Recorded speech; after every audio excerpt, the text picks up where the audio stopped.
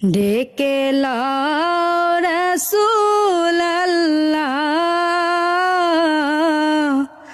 রওজা পাকের কিনারে। আমি কেঁদে কেঁদে হই গো সারা, ধন্য কর দিদারে। আমি সহিতে পারি না বিরহ জ্বালা,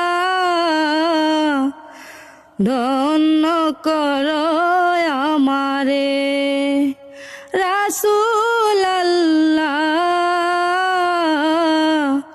ধন্য কর আমারে। দুই সাথীকে পাশে নিয়ে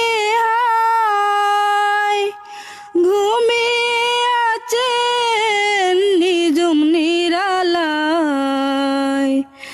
দুই সাথীকে পাশে নিয়ে ঘুমিয়ে আছেন নিজুম নিরালায়। সারা দাও রাসূলুল্লাহ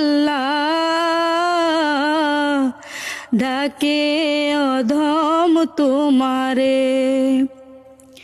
আমি সহিতে পারি না বিরহ জ্বালা,